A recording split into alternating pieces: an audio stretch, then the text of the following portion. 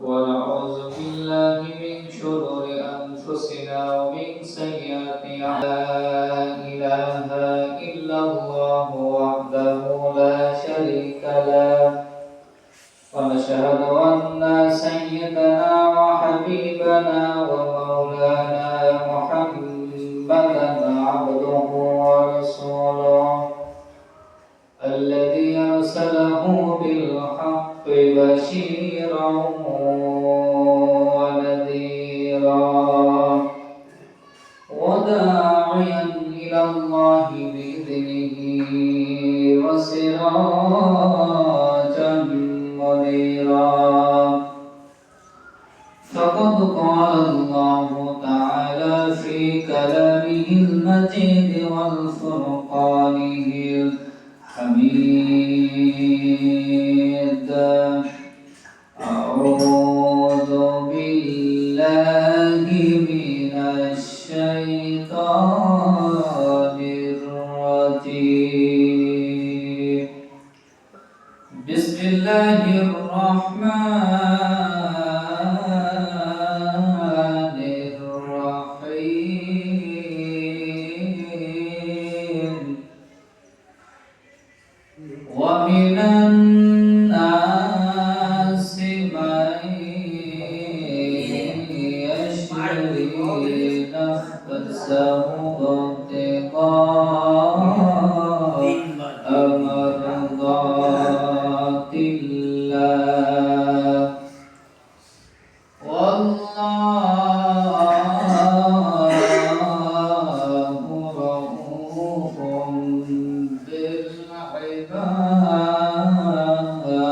بالعباد يا أيها الذين آمنوا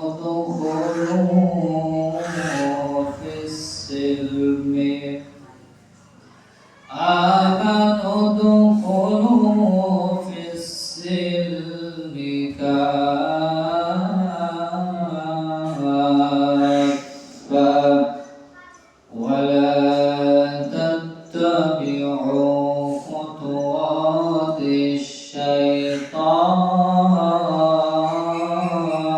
الشيطان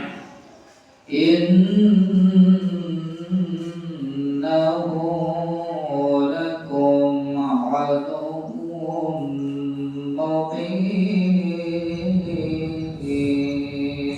مبين صدقت يا ربنا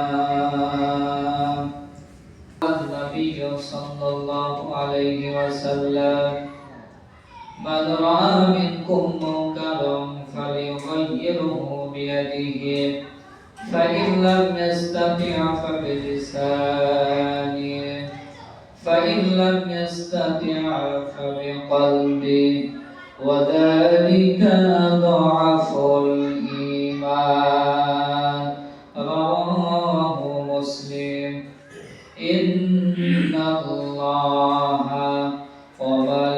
وملائكته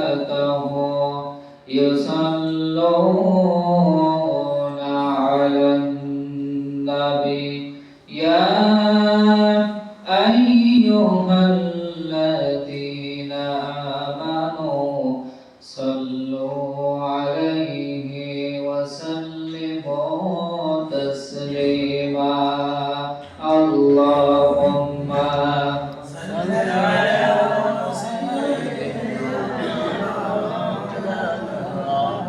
وعلى آل سيدنا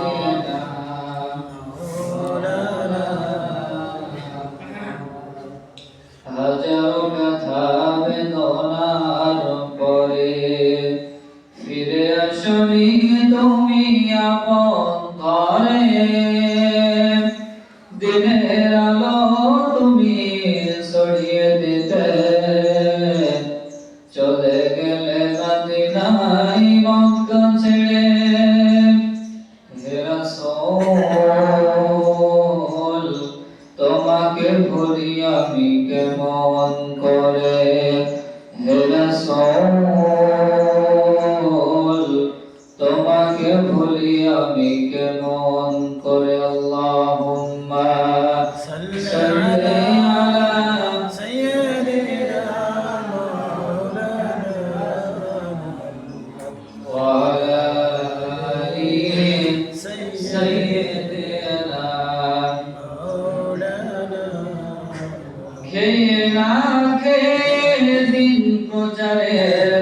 কাজে নিজেকে নিয়ে ছবি নিয়ে তাইফের কাফেরেরা চিনল না এই আলো দুষ্টু ছেলেদের পিছু দলে নিয়ে খেয়ে না খেয়ে দিন প্রচারের কাজে নিজেকে নিয়ে ছবি নিয়ে তাইফের কাফেরেরা চিনল না এই আলো দুষ্টু ছেলেদের পিছু দলে নিয়ে পাথরের আঘাতে ক্ষত বিক্ষত হয়ে সারা শরীর থেকে রক্ত ঝরে হে রাসূল তোমাকে ভুলি আমি কেমন করে হাজারো ব্যথা বেদনার পরে ফিরে আসনি তুমি আপন ঘরে দিনের আলো তুমি ছড়িয়ে দিতে চলে গেলে মদিনায় মক্কা ছেড়ে হে রাসূল তোমাকে ভুলি আমি কেমন করে আল্লাহুম্মা সাল্লি আলা সাইয়্যিদিনা মুহাম্মদ ওয়া আলা আলি সাইয়্যিদিনা بلغ العلا بكماله كشف الدنيا بجماله حسنت جميع خصاله صلوا عليه وعليه الحمد لله সকল প্রশংসা সেই আল্লাহ সুবহানাহু ওয়া তাআলার দরবারে যে মহান রব্বুল ইজ্জতি ওয়াল জালাল আমাকে আপনাকে দুনিয়াবি সমস্ত কাজকে ফারাক করে আল্লাহ রাব্বুল আলামিনের ঘরে এসে কিছু কথা শোনা এবং বলার তৌফিক যে আল্লাহ পাক করে দিলেন সে মহান মালিকের দরবারে সকলে বলেন আলহামদুলিল্লাহ। আল্লাহ শুকরিয়া আদায় করি সে আল্লাহ সুবহানাহু ওয়া তাআলা যে মহান রব্বুল ইজ্জতি ওয়াল জালাল আমাকে আপনাকে সুস্থতা রেখেছেন ভালো রেখেছেন বলে আলহামদুলিল্লাহ। আলহামদুলিল্লাহ। দরুদ প্রেরণ করি সাইয়্যিদুল আম্বিয়া শাফিউল আম্বিয়া সকলে বলেন সাল্লাল্লাহু আলাইহি ওয়াসাল্লাম। সম্মানিত হাজিরিন, আজকে পবিত্র জুম্মা বারের দিন। পবিত্র জুম্মা বারের দিনে আমি পড়ছি আল্লাহ রাব্বুল আলামিন এখানে শয়তানের কাজের কিছু গুণাবলী আল্লাহ পাক উল্লেখ করেছেন এবং গুনাহ করার একমাত্র মাধ্যম হলো শয়তান। ঠিক না? শয়তানের ব্যবহারে, শয়তানের লোভ লালসায় পড়ে, শয়তানের ওয়াসওয়াসার মধ্যে পড়ে গুনাহ সংঘটিত হয়। আজকে 15টি বিষয়, 15টি জিনিস আপনাদের সামনে বলার চেষ্টা করব। এই 15টি বিষয়ের মধ্যে যদি কোনো ব্যক্তি 15টি বিষয় তার জীবনে আপনি ধরে রাখতে পারে তাহলে তার দ্বারা কোনদিন গুনাহ করা সম্ভব না। আল্লাহ রাব্বুল আলামিন সেই কথাগুলো শুনে বুঝে বাস্তব জীবনে আমল করার তৌফিক দান করুন। সকলে বলেন আল্লাহুম্মা আমিন। আল্লাহুম্মা আমিন। আল্লাহ রাব্বুল আলামিন পবিত্র কোরআনুল কারীম সূরা আলে ইমরানের মধ্যে সুন্দর করে জানিয়ে দিলেন ওমিনান নাসি মাই ইয়াশরি নাফসাহু মারদাতিল্লাহ আল্লাহু রাউফুম বিল ইবাদ ইয়া আইয়ুহাল্লাযীনা আমানু দুখুলু ফিস-সিলমি কাফা ওয়া লা তাত্তাবিউ খুতুওয়াতিশ শাইতানিম মুবিন। আল্লাহু আকবার। আল্লাহ রাব্বুল আলামিন বলেন ওমিনান নাস, হে মানব জাতি, মান ইয়াশরি নাফসাহু বিতিকা মারদাতিল্লাহ। তোমাদের উপরে আল্লাহ রাব্বুল আলামিন একটা হুকুম জারি করেছেন, একটা নির্দেশ জারি করেছেন। ইয়া আইয়ুহাল্লাযীনা আমানু, হে ঈমানদারগণ, আমানু দুখুলু ফিস সিলমি কাফা। হে ঈমানদারগণ, আমানু দুখুলু, তোমাদের জন্য ফিস সিলমি কাফা, শয়তানের মধ্যে, শয়তান তোমাদের প্রকাশ্য শত্রু। আল্লাহ পাক এখানে উল্লেখ করলেন ইয়া আইয়ুহাল্লাযীনা আমানু, হে ঈমানদারগণ, তোমরা ইসলামের মধ্যে পরিপূর্ণভাবে দাখিল হয়ে যাও। কি বললেন? ইসলামের মধ্যে পরিপূর্ণভাবে দাখিল হয়ে যাও। ওয়ালা তাত্তাবিউ খুতুওয়াতিশ শাইতান, নিশ্চয় শয়তান তোমাদের প্রকাশ্য শত্রু। শয়তান কি আমাদের বন্ধু? না, প্রকাশ্য শয়তান হলো আমাদের শত্রু। তার কারণ হলো শয়তান সব সময় আমার আপনাকে কঠিন কাজের মধ্যে, গুনাহের মধ্যে যাওয়ার জন্য শয়তান সব সময় আল্লাহ রাব্বুল আলামিনের কাছে প্রার্থনা করে।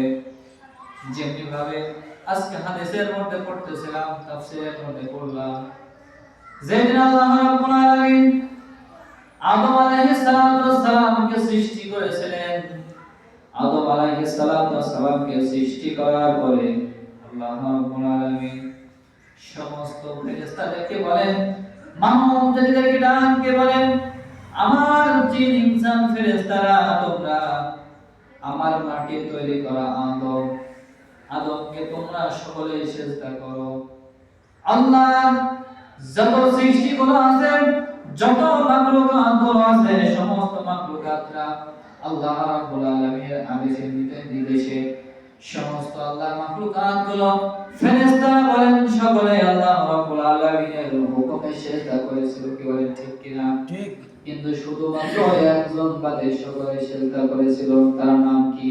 ইবলিস। ইবলিস বাদে সমস্ত কিছুকে, সমস্ত আল্লাহর মাখলুকাত আল্লাহ রাব্বুল আলামিনের পায়ে সিজদা দিয়েছিল, আদমের পায়ে সিজদা দিয়েছিল। সম্মানিত হাজিরিন, যেই দিন ইবলিস আল্লাহ রাব্বুল আলামিনের সৃষ্টি আদমের পায়ে সিজদা করলো না, আল্লাহ রাব্বুল আলামিন ডাক দিয়ে বলতেছেন, আদম কেন তুমি আমার, আল্লাহ রাব্বুল আলামিন ইবলিসকে ডাক দিয়ে বলেছেন, ইবলিস কেন তুমি আদমের পায়ে সিজদা করলে না? হযরত আদম আলাইহিস সালাম যখন 19 হাত লম্বা ছিলেন, আদম আলাইহিস সালাম যখন দাঁড়িয়ে আছেন, ইবলিস তখন সিজদা করলো না। আল্লাহ রাব্বুল আলামিন ডাক দিয়ে বলতেছে, ইবলিস কেন তুমি আদমের পায়ে সিজদা করলে না? ইবলিস তখন বলেছিল, আল্লাহ আমি হলো নূরের তৈরি, ও হলো মাটির তৈরি। কি বলেন, ঠিক না?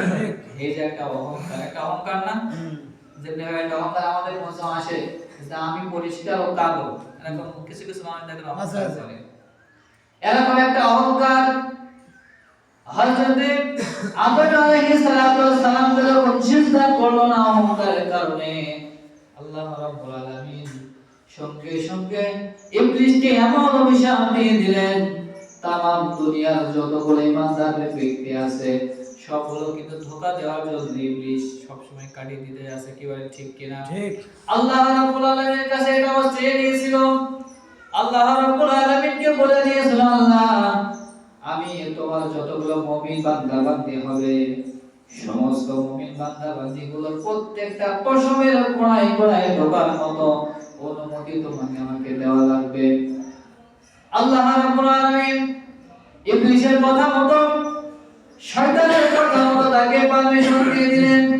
আল্লাহ রাব্বুল আলামিন ডাক দিয়ে একটা কথা বলেছিলেন, ইবলিস তুমি যত চেষ্টা করো না কেন, তুমি শুধুমাত্র একমাত্র যারা আমি আল্লাহর উপরে অটল থাকে, আমি আল্লাহকে ভয় করে, আমি আল্লাহ রাব্বুল আলামিনের গোলামি যারা করে, তাদেরকে তুমি জীবনে কোনোদিন ওয়াসওয়াসা দিতে পারবে না। বলেন সুবহানাল্লাহ। এজন্য যে মূল পয়েন্ট নিয়ে আলোচনা করতে যাচ্ছিলাম, গুনাহ আমরা এমন কোন মানুষ নাই তার জীবনে গুনাহ নাই, এটা ক্লাসে মুখে হাতে বলতে পারবে যে আমার গুনাহ হয় নাই, এমন কোন ব্যক্তি এখানে নাই যার জীবনে গুনাহ নাই। আল্লাহ রাব্বুল আলামিন এই গুনাহ থেকে বাঁচার জন্য 15টি বিষয় বান্দা বান্দির সামনে উল্লেখ করেছেন। আল্লাহ রাব্বুল আলামিন বলেন, গুনার কারণে মানুষ এমন হিংস্র হয়ে যায়, গুনার কারণে মানুষ এতটা নিকৃষ্ট হয়ে যায়, মানুষ জেনাকে জেনা মনে করে না, তাই না? ঠিক ঠিক। জেনাকে জেনা মনে করে না, সুদ খায় কিন্তু সুদকে সুদ মনে করে না। এরপরে মানুষ হত্যা করে কিন্তু মানুষ হত্যা করে এটাকে একটা মানুষ হত্যা করা, একটা মানুষ যদি হত্যা করে তার আইন যে মানুষের বদলে মানুষ হত্যা করা, এই যে আইনটা তার মনে আসে না গুনার কারণে। আল্লাহ রাব্বুল আলামিন এই 15টি গুনার মধ্যে আল্লাহ পাক বলেন, আল্লাহ রাব্বুল আলামিন সুন্দর করে জানিয়ে দিয়েছেন একটা গুনাহ বিষয়ে আল্লাহ রাব্বুল আলামিন বলেন, ওয়া ইম্মা ইয়ানযাগুন্নাকা মিনাশ শাইতানি নাযগুন ফাস্তাইয বিল্লাহ ইন্নাহু হুয়াস সামিউল আলীম। বলেন আল্লাহু আকবার। আল্লাহ রাব্বুল আলামিন 1 নম্বরে সূরা আরাফের 200 নম্বর আয়াতে আল্লাহ পাক বলেন, আমরা শয়তানের প্রতারণা, শয়তান তোমাকে সব সময় ধোঁকা দিবে, চেষ্টা করবে সব সময় তোমাকে খারাপ পথে নিয়ে যাওয়ার জন্য। কিন্তু যে সমস্ত বান্দা বান্দিরা আল্লাহ রাব্বুল আলামিনের পথে চলবে, শয়তানের পথকে যারা অবলম্বন করে দিবে, শয়তানের পথকে যারা দূরে ঠেলে দিবে, আল্লাহ রাব্বুল আলামিন বলেন ওই বান্দার জন্য, ওই বান্দা যেন আমি আল্লাহ রাব্বুল আলামিনের কাছে আশ্রয় চাই। বলেন সুবহানাল্লাহ। যখন আপনার মনে শয়তানি কোনো ভাব আসবে, আল্লাহ রাব্বুল আলামিন বলেন ফাস্তাইয বিল্লাহ ইন্নাহু হুয়াস সামিউল আলীম। ওই বান্দা যেন আমি আল্লাহ রাব্বুল আলামিনের কাছে তার আশ্রয় চাই। বলেন সুবহানাল্লাহ। প্রথম নম্বরে কি? আল্লাহ রাব্বুল আলামিনের কাছে আমাদেরকে আশ্রয় চাইতে হবে। কিসের জন্য? গুনাহের জন্য আল্লাহর কাছে আশ্রয় চাইতে হবে। সম্মানিত হাজিরিন, গুনাহের জন্য আমার আপনাকে আল্লাহর জন্য সবসময় আল্লাহর কাছে আমার আপনাকে আশ্রয় চাইতে হবে। আশ্রয় চাইতে হবে। আল্লাহর নবী যখন সাহাবীর ঘটনা পড়ছিলাম, একটা কাজ যদি কোনো ব্যক্তি একটা কাজ করতে পারে তার জন্য গুনাহ করা সহজে তার জন্য কঠিন হবে, গুনাহ সে গুনাহ করতে পারবে না। তার কারণ হলো শয়তান কিন্তু সব সময় আমার আপনাকে গুনাহ দেওয়ার জন্য, ধোঁকা দেওয়ার জন্য সব সময় প্রস্তুত। কিন্তু একটা কাজ যখন, একটা আমল যখন আপনি করবেন, তখন আপনার দ্বারা শয়তান ধোঁকা দিতে পারবে না। বলেন সুবহানাল্লাহ। আজকে একটা হাদিসের মধ্যে পড়ছিলাম, বুখারী মুসলিম হাদিসটা বর্ণনা করা হয়েছে। আল্লাহর নবীর দুজন সাহাবী একটা জায়গায় দাঁড়িয়ে আছেন, হঠাৎ করে তাদের মধ্যে কথা কাটাকাটি শুরু হয়ে গেল। কি হলো? কথা কাটাকাটি শুরু হয়ে গেল। কথা কাটাকাটি শুরু হয়ে যাওয়ার পরে এমন এক অবস্থায় একজন সাহাবী আরেকজন সাহাবী কপট ভাষায় গালাগালি করতে লাগলো, এমন বিশৃঙ্খল গালাগালি করতে লাগলো।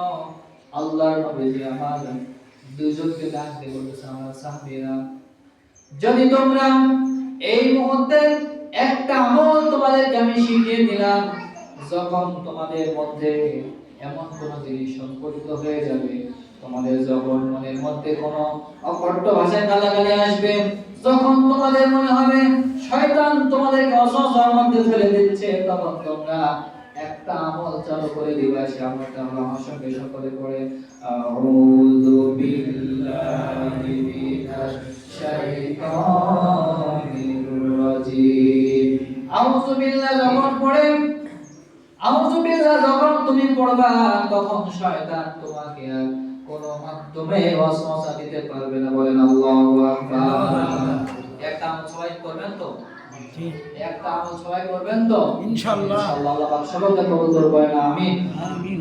আপনারা যখন অনেক পর্যায়ে আছে, তখন আমরা অনেক সময় কোনো ফিতনা ফাসাদ নিয়ে দেখবেন, সব দোকান পাটে হোক, যেখানে হোক, ঝঞ্ঝাট ঝামেলা কিন্তু হয়। কি হয় না? যখন ঝঞ্ঝাট ঝামেলা হয়, কিছু কিছু পর্যায়ে দেখবেন অনেক মানুষ অকট্ট ভাষায় গালাগালি করে। এমন মানুষ নাই? আছে, অনেকেই আছে। মাথা গরম হয়ে গেলে অকট্ট ভাষায় গালাগালি করে।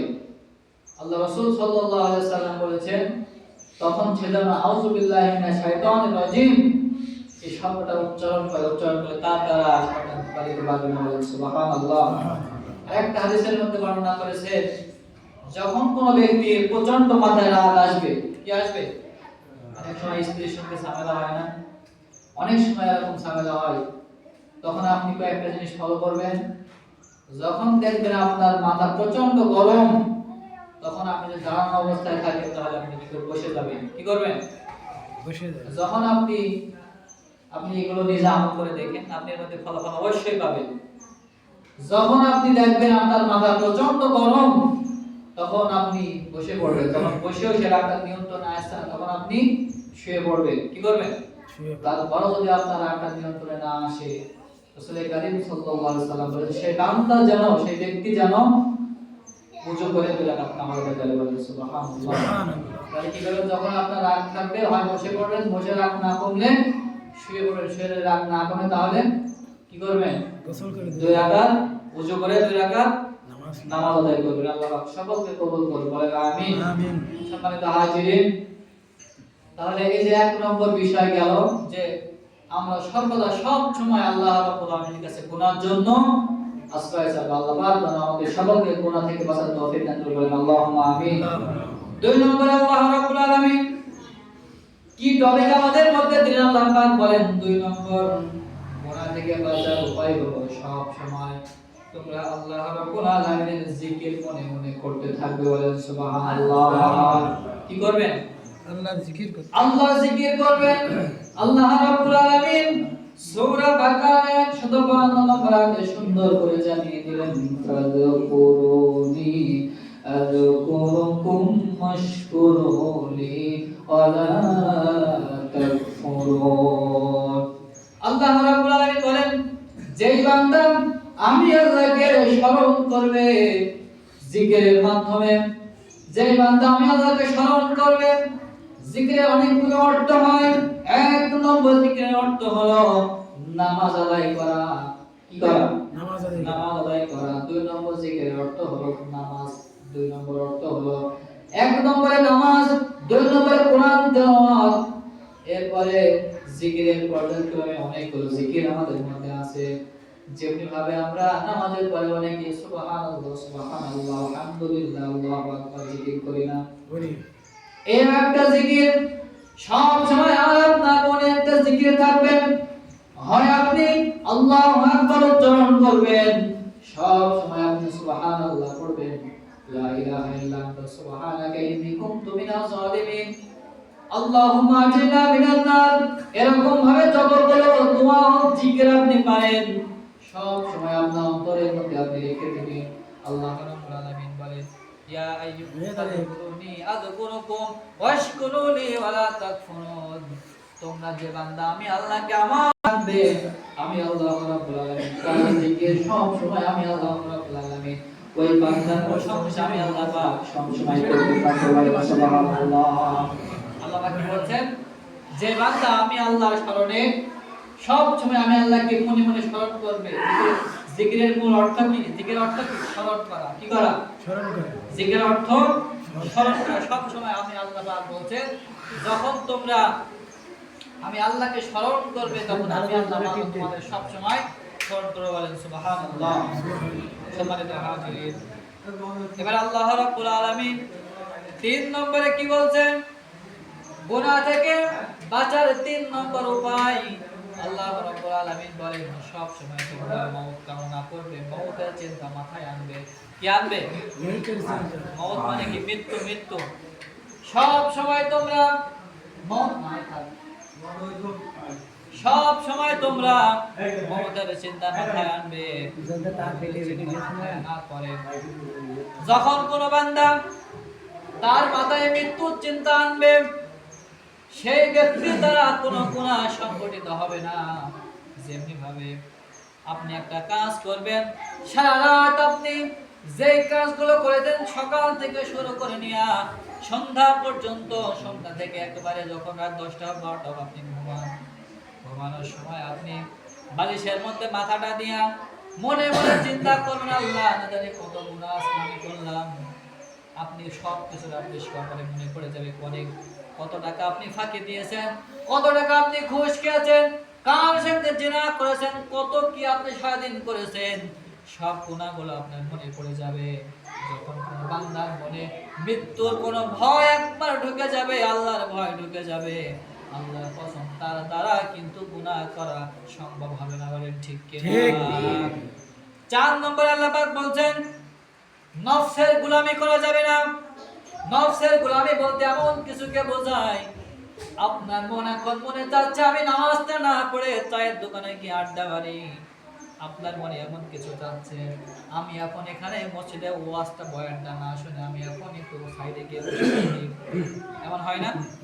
এরপরে আপনি নামাজে না এসে অনেক সময় আপনার মনটা এমন হয়, এই যে মোবাইল ফোন দেখেন, দেখতে দেখতে আমার মনে হয়, কিছু কিছু সময় অনেক যুবকেরা আছে, কিছু কিছু সময় মনে হয় এই জিনিসটা দেখতে দেখতে আর একটু ভিতরের মুখে ঢুকে যায়, কিছু খারাপ জিনিস আছে কিনা, এরকম মনে হয় না?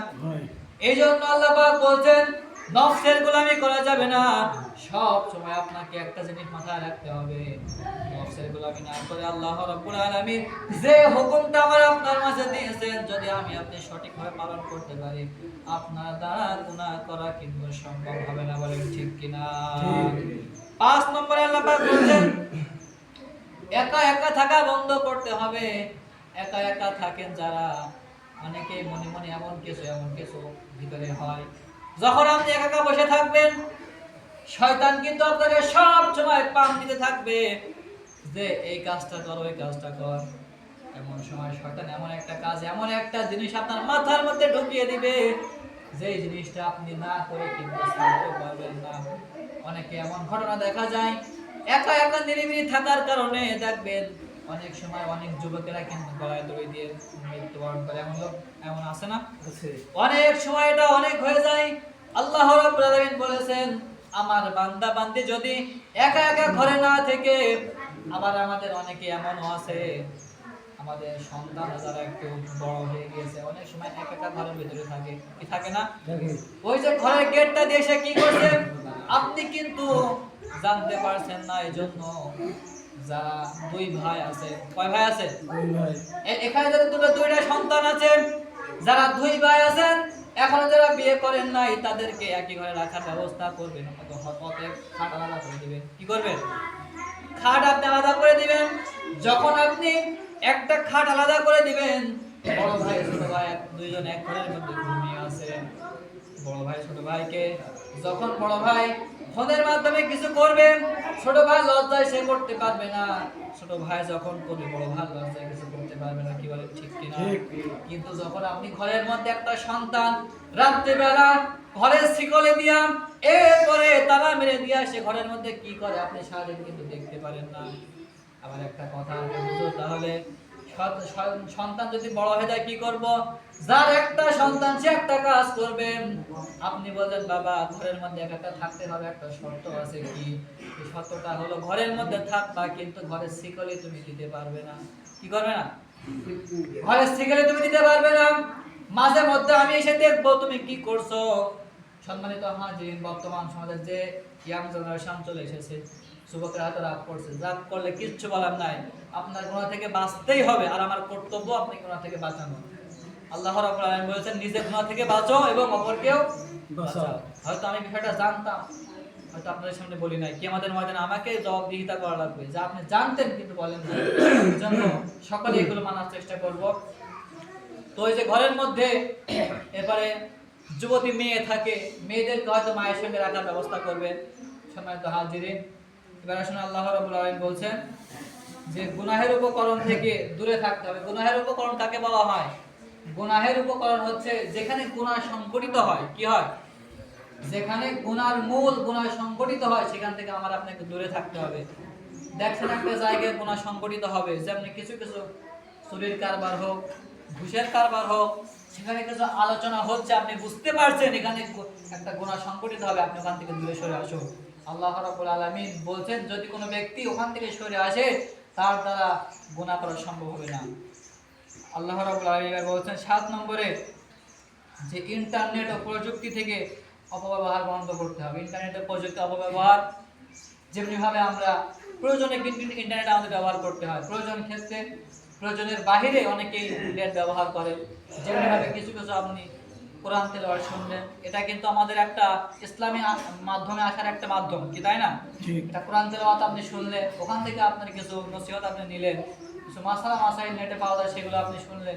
এগুলো আপনি কাজের ক্ষেত্রে নেট ব্যবহার করবেন, অকর্ত জায়গায় আপনি নেট ব্যবহার করবেন না। আল্লাহ রাব্বুল আলামিন বলছেন, যদি কোনো ব্যক্তি বিনা কারণে নেট চালানো বন্ধ করে দেয়, আল্লাহ কোরআনের আয়াতের মধ্যে বলছেন যে যদি বিনা কারণে যদি কেউ এগুলো থেকে বিরত থাকে, তার দ্বারা গুনাহ করা সম্ভব হবে না। 8 নম্বরে আল্লাহ পাক বলছেন যে অসৎ ব্যক্তির সঙ্গ ছাড়তে হবে। কি করতে হবে? অসৎ ব্যক্তির সঙ্গ ছাড়তে হবে।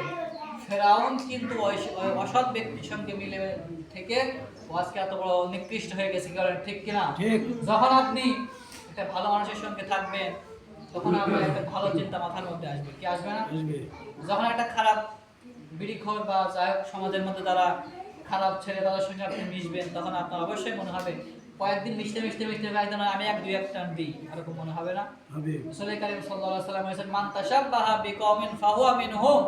এই দুনিয়ায় যার সঙ্গে তার সম্পর্ক থাকবে, আখিরাতের ময়দানে তার সঙ্গে তার হাসর হবে। এজন্য আমাদেরকে সৎ সঙ্গ দিতে হবে। কি করতে হবে? সৎ সঙ্গ দিতে হবে, অসৎ সঙ্গ আমাদেরকে ত্যাগ করতে হবে। আল্লাহ পাক সকলকে কবুল করুক, বলেন আমিন। এই গেল 8 নম্বর। 9 নম্বরে আল্লাহ পাক বলছেন নিজের আত্মনিয়ন্ত্রণ করতে হবে। নিজের আত্মনিয়ন্ত্রণ কাকে বলা হয়? যেমনি ভাবে আপনি দেখছেন এক জায়গায় একটা জিনিস ওখানে হচ্ছে, সেখানে আপনাকে ওখানে জড়িত হতে পারে, গুনার মাধ্যমে আপনাকেও ওই জায়গায় ফাঁসানো হতে পারে। ওই জায়গা থেকে আপনি ফিরে আসুন, আল্লাহ পাক বলছেন তার দ্বারা গুনাহ করা সম্ভব হবে না। এরপরে 10 নম্বরে আল্লাহ পাক বলছেন নিজের মধ্যে লজ্জা আনতে হবে। যার লজ্জা নাই তার কিচ্ছু নাই, ঈমান নাই। এর একটা হাদিস আল্লাহ রাসূল সাল্লাল্লাহু আলাইহি ওয়াসাল্লাম বর্ণনা করেছেন, যার লজ্জা নাই তার ঈমান নাই। আপনাদের লজ্জা না থেকে তাহলে আপনি ঈমান থেকে থাকবেন। অনেকেই মনে মনে বলে আমার লজ্জা আছে, লজ্জা আছে, কিন্তু এমন লজ্জা আছে, এমন নির্লজ্জ, চায়ের দোকানে বসে বসে অনেক মানুষের সামনে নিজের লজ্জাগুলোকে, নিজেদের কুকর্মগুলোকে তুলে ধরে এমন লোক আছে না নাই? অনেকে এমন লোক আছে, আজকে একটা অপকর্ম করবে, একটা গুনাহের কাজ করেছে, একটা জিনা করেছে, এরপরে আজকে ঘুষের টাকা কত টাকা পেয়েছে সেসব বিষয় নিয়েও চায়ের দোকানে আলোচনা করে, এমন লোক নাই? কিন্তু আল্লাহ রাসূল সাল্লাল্লাহু আলাইহি ওয়াসাল্লাম বলেছেন এমন লোক সমাজের জন্য ফিতনা ফাসাদ। এই সমস্ত লোকের জন্য আল্লাহ রাসূল সাল্লাল্লাহু আলাইহি ওয়াসাল্লাম বলেছেন এই সমস্ত লোকের জন্য অচিরেই আল্লাহর গজব নাযিল হবে, বলেন নাউযুবিল্লাহ। সম্মানিত হাজিরিন, এবার আসুন 11 নম্বরে আল্লাহ তাআলা বলেছেন বাজে চিন্তা ছেড়ে দিয়ে ভালো চিন্তা মনে মনে আনতে হবে। কি করতে হবে? বাজে চিন্তা বলতে বোঝানো হয় যেমনি আপনি ভালো চিন্তা করবেন, কেমন সকাল থেকে শুরু করবেন, আজকে সারাদিন আমি কি ভালো ভালো কাজ করব, কি করব, কি ভালো ভালো কাজ আমি করবো, আজকে কত রাকাত 5 ওয়াক্ত নামাজ আমি পড়বো, এরপরে রাতে আমি তাহাজ্জুদের নামাজ পড়বো, যত নফল ইবাদত যেগুলো আছে সবগুলো আমি করব। এরকম ভালো ভালো আমল আপনাকে করতে হবে। যদি ভালো ভালো আমল আপনি করতে পারেন, আপনার দ্বারা গুনাহ কিন্তু সংঘটিত হবে না। সম্মানিত হাজিরিন, এবার আল্লাহ পাক বলেছেন 12 নম্বরে গুনাহের থেকে বাঁচানোর 12 নম্বর পয়েন্ট হলো বেশি বেশি ইস্তেগফার করতে হবে। কি করতে হবে? হাদিসের মধ্যে বর্ণনা এসেছে, কিছু কিছু জায়গায় কয়েকটা হাদিস রাবীরা বর্ণনা করেছেন যে কিছু কিছু ইস্তেগফার 112 আছে, 70 আছে। আপনি সব সময় মনে মনে ইস্তেগফার করবেন, আস্তাগফিরুল্লাহ আস্তাগফিরুল্লাহ, যাই হোক যেগুলো আপনি পারেন করতে থাকবেন। যদি আপনি সব সময় আল্লাহর ভয় আপনার মনের মধ্যে একটা কাজ করে, তাহলে আপনার দ্বারা গুনাহ করা সংঘটিত হবে না। 13 নম্বরে এটা মা বোনদের জন্য যে পর্দা যদি আপনি মেনটেন করতে পারেন, বাসায় গিয়ে সকলকে নসিহত বা আল্লাহ রাসূল সাল্লাল্লাহু আলাইহি ওয়াসাল্লাম বলেছেন তোমরা নিজেও জাহান্নাম থেকে বাঁচো, অপরকেও বাঁচো। নিজে নামাজ কালাম পড়লে একা হবে না, আপনার সন্তান, আপনার মেয়ে, আপনার ছেলে, আপনার বিবি সকলকে কিন্তু জাহান্নাম থেকে বাঁচানোর উপায় আপনাকে নিজেকে খুঁজতে হবে। নিজে 100 হাত দাঁড়িয়ে রাখলেন, পায়ে সারা জুব্বা দিলেন, অথচ বাড়ির পরিবেশ ঠিক নাই, কোনো লাভ নাই আপনার নামাজ পড়ে। এই জন্য নিজের নামাজ পড়তে হবে, স্ত্রী পুত্র সকলকে নামাজের জন্য দাওয়াত দিতে হবে, সকলকে নামাজের জন্য ফিরে আনতে হবে। এরপরে 4 নম্বর ফ্রি মার্কেট বন্ধ করতে হবে। যেমনি ভাবে ফ্রি মার্কেট বলা হয় ছেলে মেয়ে এক জায়গায় থাকা, বর্তমান সমাজে এটা সিস্টেম চালু হয়ে গেছে, স্কুল কলেজ এগুলোকে বর্তমানে এগুলো চালু হয়ে গেছে। এই যে এগুলো থেকে আমাদেরকে সতর্ক থাকতে হবে। যখন ছেলে মেয়ে এক জায়গায় থাকবে, অত এই জায়গায় একটা জিনার গুনাহ সংঘটিত হবে, কি হবে না? অবশ্যই হবে। তার কারণ হলো ছেলে মেয়ে এক জায়গায় থাকলে শয়তান ওখানে বেশি প্রভাব ফেলে, প্রভাব ফেলার কারণে ওই জায়গায় দেখবেন এক পর্যায়ে একটা অন্যরকম পরিবেশ সৃষ্টি হয়ে যায়। এই জন্য এইগুলো থেকে আমাদেরকে সচেতন থাকতে হবে। এবং 15 নম্বরে কম বয়সে বা যাদের উপযুক্ত বিয়ের বয়স হয়ে গেছে তাকে বিয়ে করে ফেলতে হবে। অনেকেই মনে মনে বলবেন সমাজ তো মানে না, এরকম কথা উঠে আসে না, সমাজ তো মানে না। কিন্তু আপনি আপনার নিজের গুনাহগার সমাজ আগে, গুনাহগার সমাজ আগে। আপনি নিজের গুনাহকে কন্ট্রোল করতে পারছেন না, তাহলে আপনার সমাজ থেকে কি হবে? সমাজ দেখানো কাজ করে আপনার কোনো লাভ নাই যদি আপনি আল্লাহ রাব্বুল আলামিনের গুনাহ থেকে না বাঁচতে পারেন। সম্মানিত হাজী, অনেকেই আমার বলে তাকে নিজের পায়ে দাঁড়া, তারপর বিয়ে শাদী করবে, এরকম আছে না? নিজের পায়ে আগে দাঁড়া, এরকম কথা তারা বলেন। আল্লাহ রাসূল সাল্লাল্লাহু আলাইহি ওয়াসাল্লাম বলেছেন ওই সমস্ত পিতামাতা তাদের জন্য আল্লাহর লানত। তার কারণ হলো ওই সন্তান বড় হয়ে উপযুক্ত বিয়ের বয়সে সামান্য খাবার যতগুলো গুনাহ ওই সন্তানের দ্বারা সংকলিত হবে, সব প্রত্যেকটা গুনার আধা আধি ভাগ হয়ে বা পিতামাতার আমলনামায় লিখিত হয়ে যাবে। এজন্য এই সমস্ত বিষয় থেকে আসলে বিয়ে করার দায়িত্ব কিন্তু কোনো ছেলের নয়, কিন্তু কোনো ছেলে বিয়ে দেওয়ার দায়িত্ব হলো তার পিতামাতার। আপনি দেখবেন আপনার সন্তান যখন উপযুক্ত বয়স হয়ে যাবে আপনি পিছনের দিকে তাকাবেন না, সে একটা কর্ম করে। আল্লাহ তাআলা তো আগেই বলে দিয়েছেন। অনেকেই মনে মনে বলেন যে বিয়ে করে কি খাবে, আল্লাহ পাক তো সকলের জন্য একটা রিজিক সৃষ্টি করেছেন। ওমা মিন দাব্বাতিন ফিল আরদি ইল্লা আলাল্লাহি রিজকুহা। এই পৃথিবী সৃষ্টি করার 50,000 বছর আগে আল্লাহ পাক রিজিক সৃষ্টি করেছেন। এজন্য এসব নিয়ে টেনশন করবেন না। আল্লাহ পাক আমাদের সকলকে যেন এই 15টি বিষয় 15টি গুনাহ থেকে বাঁচার তৌফিক দান করুক। আল্লাহ পাক আমাকে আপনাকে সকলকে কবুল করুক। সকলে বলেন আল্লাহুম্মা আমিন। সকলে 15টি গুনাহ থেকে বাঁচার তৌফিক আল্লাহ পাক দান করুক। সকলে এগুলো মাথায় রাখবেন যে আমি সকলকে আরেকবার স্মরণ করে দিতে চাই। 1 নম্বরে আল্লাহ পাকের কাছে আশ্রয় চাইবেন। কি করবেন সকলে একটু বলেন? 1 নম্বরে আল্লাহর কাছে আশ্রয় চাইবেন। 2 নম্বরে আল্লাহ পাক বলছেন বেশি বেশি জিকির করবেন। যদি আপনি বেশি বেশি জিকির করেন আল্লাহ তাআলা আপনার উপরে সন্তুষ্ট থাকবে। সন্তুষ্ট থেকে আপনার মনে যে নেক আশাগুলো আছে আল্লাহ পাক সেগুলোকে পুরো করে দিবেন। 3 নম্বরে আল্লাহ পাক বলছেন যে সব সময় আমার আপনার মনে একটা ভয় থাকবে, মওতের ভয়। কিসের ভয়? মওতের ভয়। আমি দুনিয়াতে এসেছি ক্ষণস্থানের জন্য, একটা বাজারঘাটের অনেকটা বাজার করার জন্য এসেছি, যেমন আমরা বাজারে যাই নাই বাজারঘাট করার জন্য, তেমনি ভাবে এরকম মনে করে নিয়েই নিয়ত করে আমরা সবসময় দুনিয়াতে বাস করব। যে দুনিয়া আমাদের জন্য ক্ষণস্থায়ী নয়, আখিরাত আমাদের জন্য চিরস্থায়ী। কথাটা মনে করে সব সময় মনের মধ্যে মওতের চিন্তা ভাবনা আনবো। এটা আনলে আপনার জন্য ঘোরা করা সম্ভব হবে না। 4 নম্বরে নফসের গোলামি করা যাবে না। কি করা যাবে না? নফসের গোলামি করা যাবে না। 5 নম্বরে একা একা বন্ধ ঘরে থাকা যাবে না। কি করা যাবে না? একা একা বন্ধ ঘরে থাকা যাবে না। 6 নম্বর গুনাহের উপকরণ থেকে আমাদেরকে দূরে থাকতে হবে। 7 নম্বর ইন্টারনেটের অপব্যবহার করা যাবে না। 8 নম্বর অসৎ ব্যক্তির সঙ্গ ছাড়তে হবে। 9 নম্বর নিজেকে দায়িত্ব নিয়ে নিয়ন্ত্রণ করতে হবে। 10 নম্বর নিজের মধ্যে লজ্জা আনতে হবে। 11 নম্বরে বাজে চিন্তা ছেড়ে দিয়ে ভালো ভালো চিন্তা করতে হবে। 12 নম্বর বেশি বেশি ইস্তেগফার করবে। 13 নম্বরে পর্দা কায়েম করার জন্য চেষ্টা করবেন, নিজেও স্ত্রী বর্গদেরকে পর্দা করাবেন। এরপরে যতটুকু সম্ভব আপনি মানুষের মাঝে এটাকে পৌঁছে দেওয়ার চেষ্টা করবেন। এরপরে 14 নম্বর ফ্রি মার্কেট বন্ধ করবেন। 15 নম্বর কম বয়সে যদি উপযুক্ত বয়স হয় বিয়ের ব্যবস্থা করে দিবেন। সম্মানিত হাজিরিন, আল্লাহ পাক আমাদের সকলকে এই 15টি বিষয়ের উপরে আমল করার তৌফিক দান করুক। আমার তৌফিক ইল্লা বিল্লাহ। সকলে 4 রাকাত সুন্নাত নামাজ পড়বেন।